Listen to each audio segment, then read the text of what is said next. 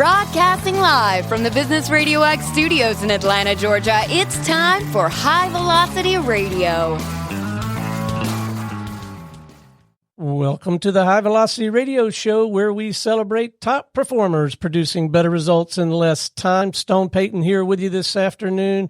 You guys are in for a real treat. Please join me in welcoming to the broadcast with StretchMed, Mr. Brian Cook. How are you, man? Hey, Stone. Great to be here. I'm awesome. How are you doing? I am doing well. It is an absolute delight to have you on the broadcast. I got 1,000 questions, Brian.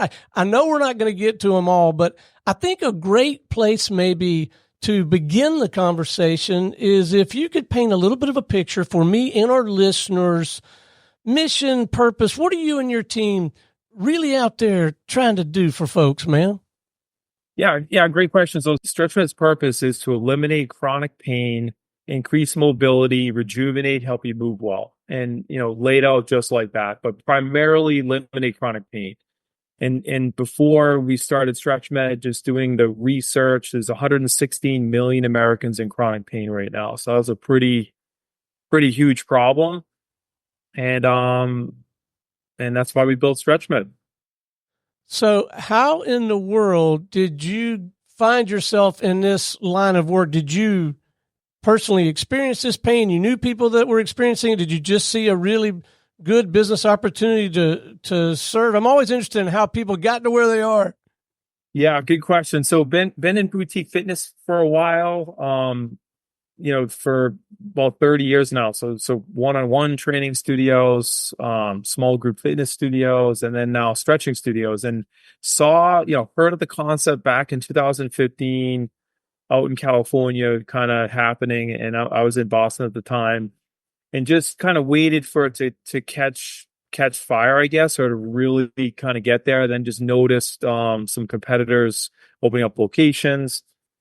And then just looked at my team and said, "Hey, this is in the fitness space." And just remembered back in my days of personal training, I used to personal train and stretch one of the partners of the Boston Red Sox way back in the day, and just was like, it's in our wheelhouse, so let's take a run at this stretching concept. And for me, even before StretchMed, when I left one of the brands I was with earlier. This 2006, the massage concept was just taken off, and I didn't think that was going to become a big thing, actually. And I was like, wow. So as I looked at the industry, I said to myself, well, if you think about it, physical therapy has been around forever. Then chiropractic hit the scene, right? So physical therapy treats an injury. Chiropractic treats a musculoskeletal dysfunction or injury. And then massage therapy hit the scene, which is soft tissue work. And now stretch therapy hit the scene, which is really moving every joint in your body the way the way the joint's supposed to move. So there was nothing currently doing what stretching does. And the cool thing about stretching, everyone knows what it is.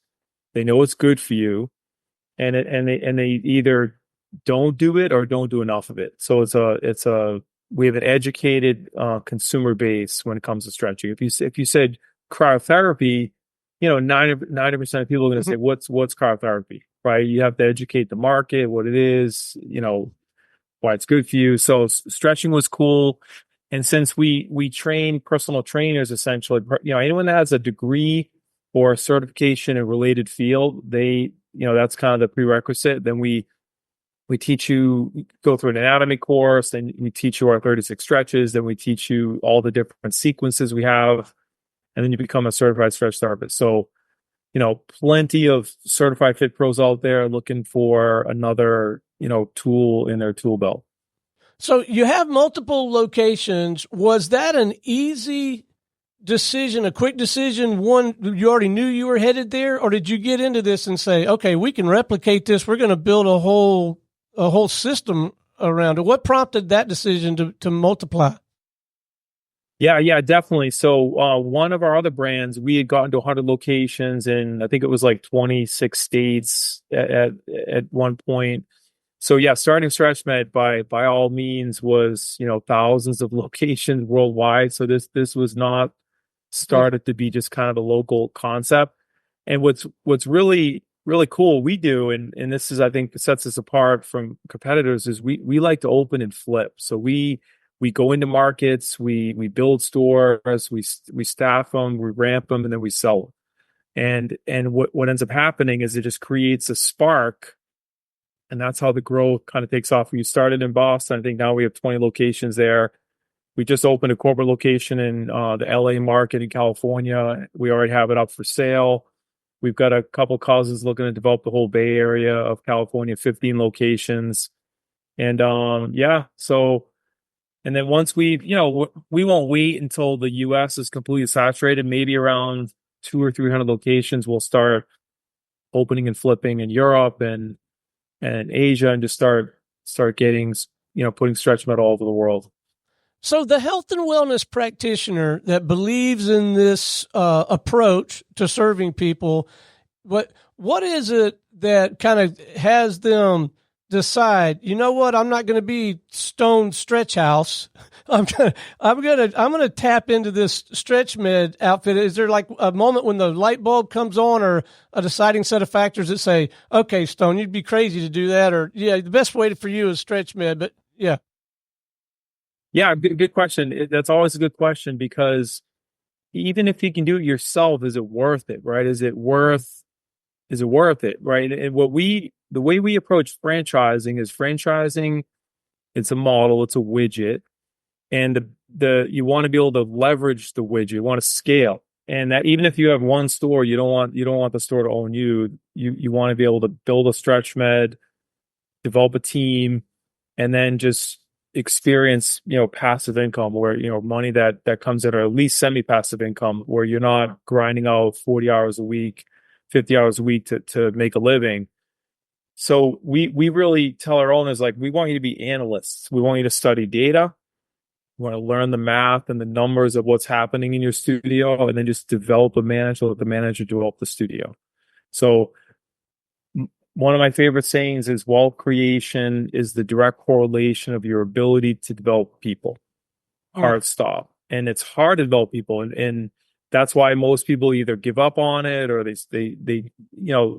because it's hard. But at the end of the day, that's the name of the game. So we want the owners to develop the manager develops the system manager develops the part-timers, and that's the chain of command.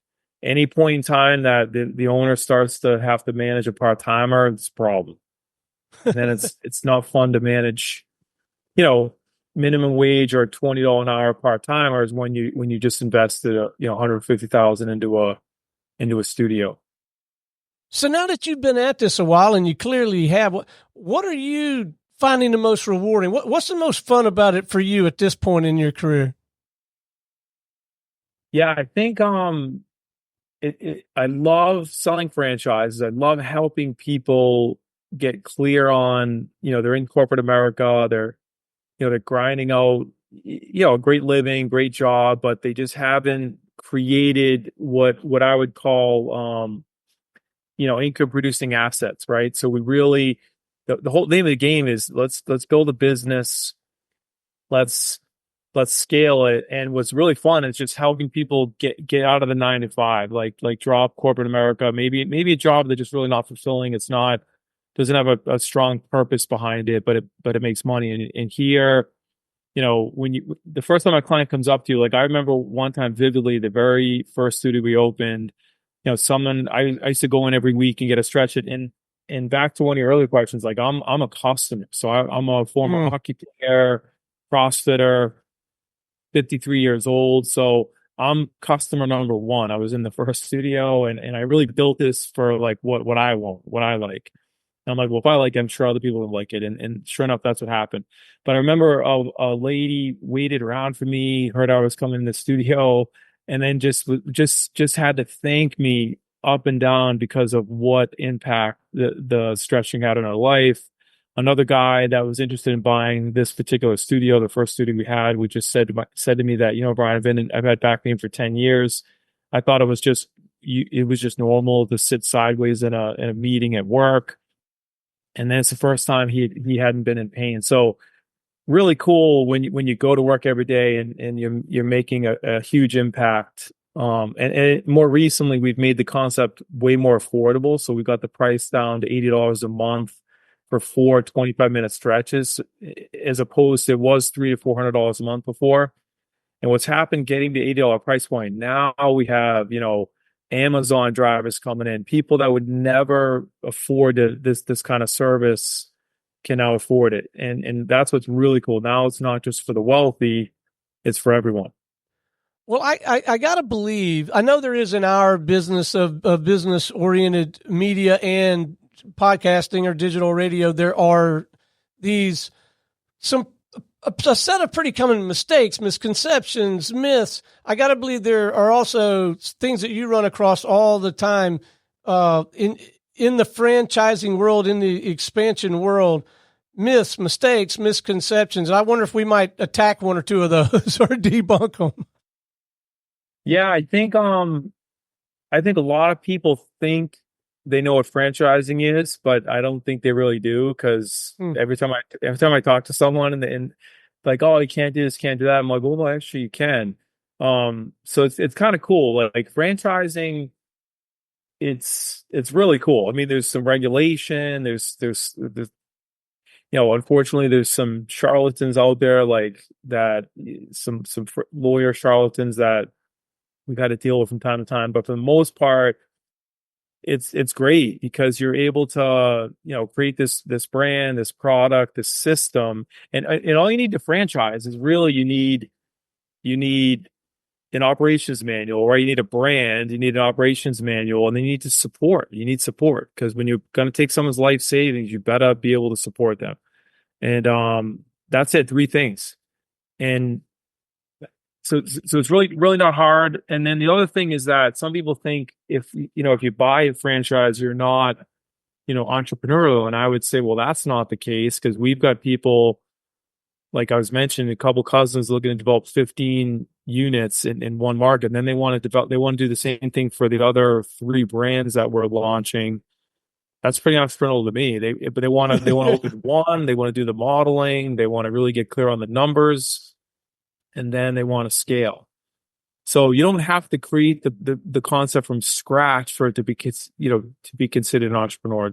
You just, to me, I think you just want to have this insatiable desire to grow.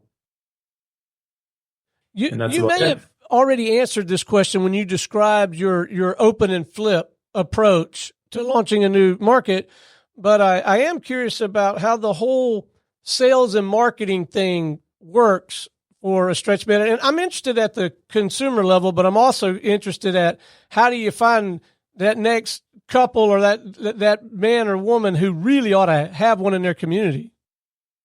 Yeah, good question. So really, we opened the first location, and then funny, even before the first location opened, one of our fitness franchise owners heard they were developing a stretching concept. So we sent her one of the stretching routines to just test out on her fitness customers. And then she started stretching. It's a women's only fitness concept. Started stretching the ladies, and then the husbands started coming in. And then she's like, wants to meet me for coffee. I meet her at a Cafe Nero.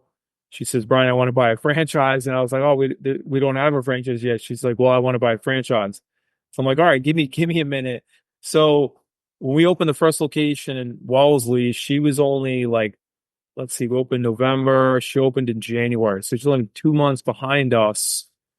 So her and I would often meet on Sundays in Starbucks or in Cafe Nero rather, to just run the play. Like, here's what we did this week. Cause she was so early. We didn't even have our first proof of concept model off the ground yet. But it worked out great. And one of the customers that came in, one of the very first customers that came into our very first location bought 3 franchises. Oh, wow.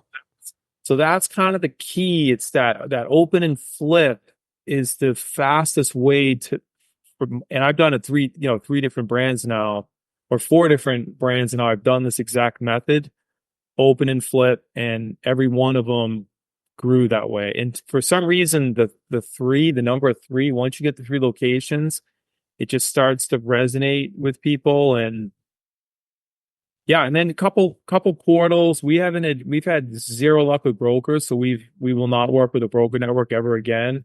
just had some bad experiences. And again, I'm sure there's some great ones out there, but we had a couple of charlatans that just, and it's just the most and I personally am taking these disco calls. Let me tell you, I'm personally, running the calls with these potential buyers, and they're not interested. They're checked out.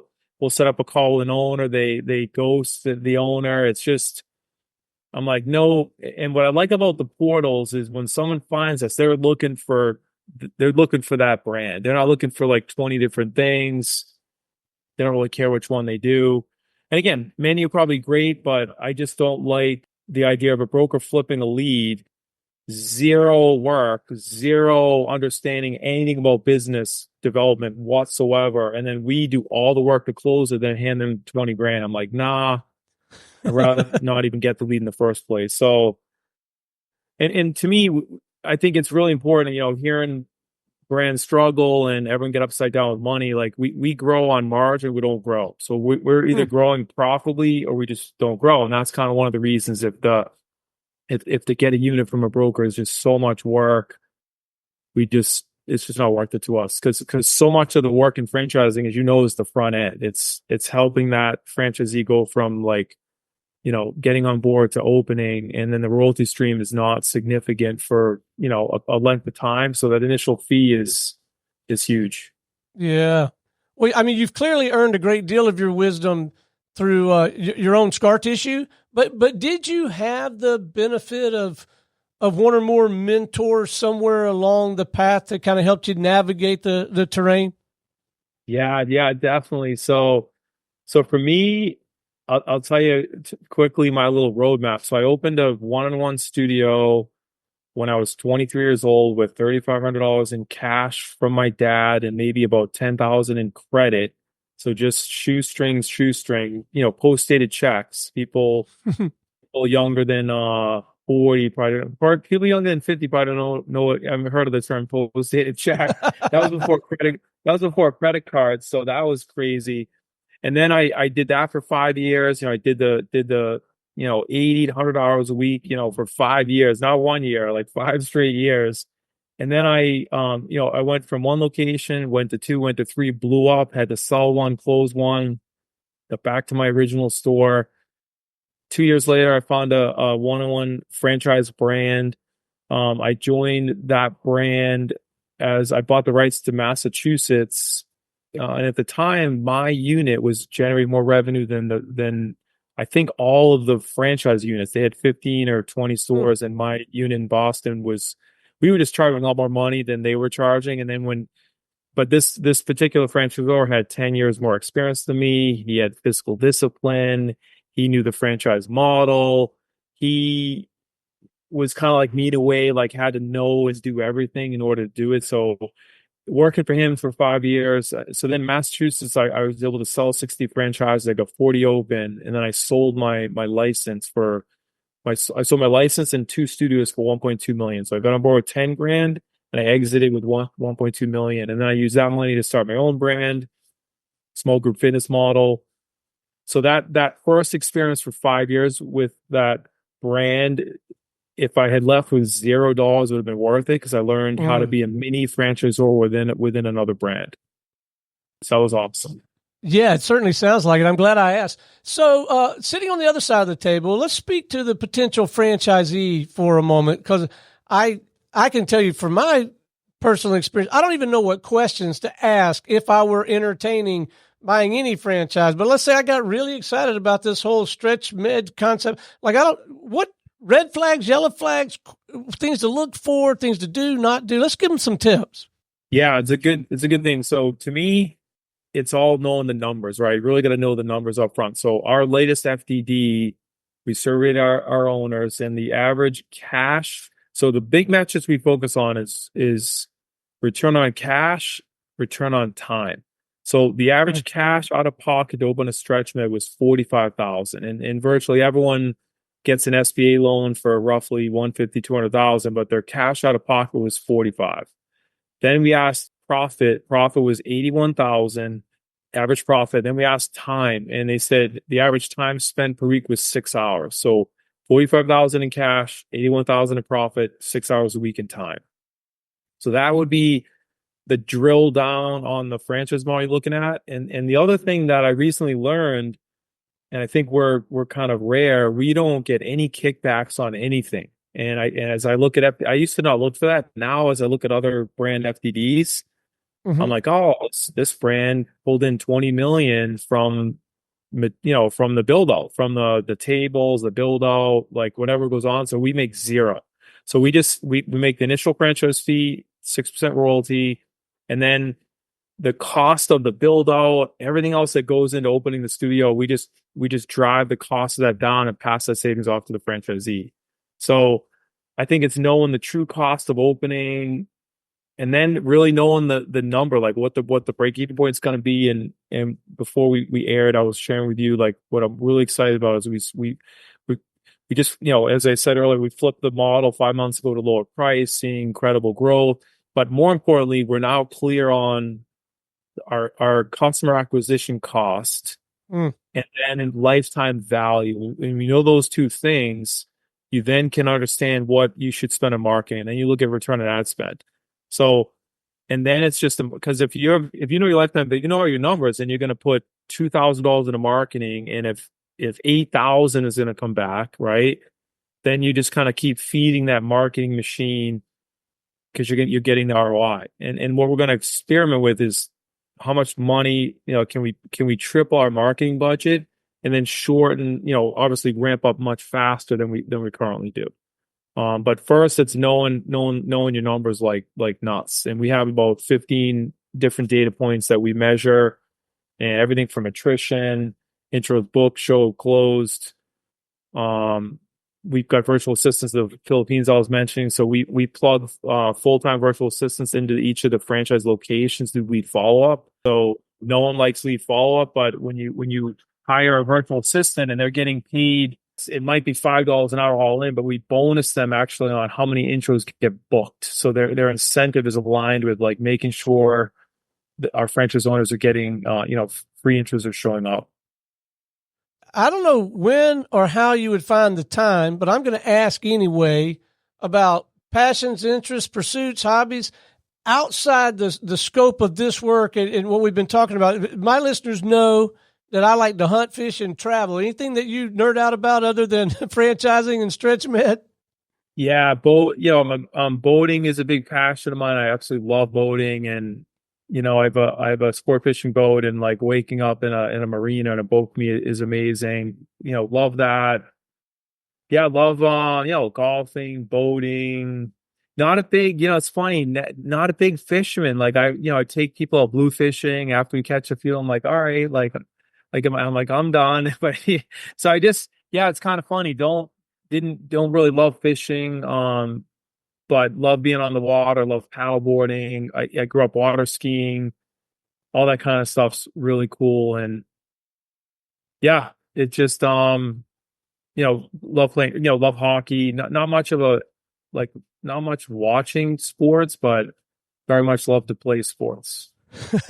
I think I read that in your bio. That might have been where you first learned to endure a little pain and then fix it, was playing hockey, huh? Yeah, definitely. The best game there is, man. It's it's awesome.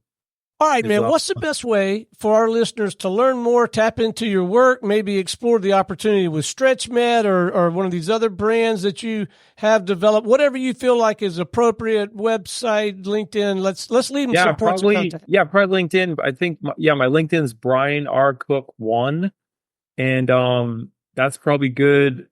It's probably the only social media. I was the last person, I think, in the U.S. to get a Facebook account.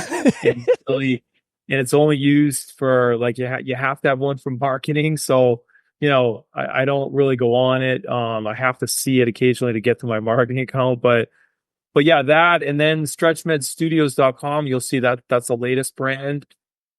But yeah, LinkedIn, and there's a bunch of things we're going to do. And as I was sharing with you, my next venture is going to be to help entrepreneurs franchise their concepts and to create this ecosystem of franchisors and provide the back office support, because it's really fun. Like I really like the initial like branding, financial modeling, proof of concept, and then getting it to 110, 50, 100. And then it's like bring the CO in, bring a different team in. And I want to go back and create another one. Keep going over and over again. I love that idea, and I hope you'll consider joining us again when you get that thing off the ground and diving into that. We want to keep up with your story and learn about that as well. You got it, man. Definitely. Well, it has been an absolute pleasure having you on the broadcast, Brian. Thank you for your insight, your perspective. It's an invigorating conversation, inspiring for me personally. I'm sure for our listeners. You're doing really important work, man, and we sure appreciate you. Thanks, Stone. Thanks for having me. My pleasure. All right, until next time, this is Stone Payton for our guest today, Brian Cook with StretchMed, and everyone here at the Business Radio X family saying we'll see you in the fast lane.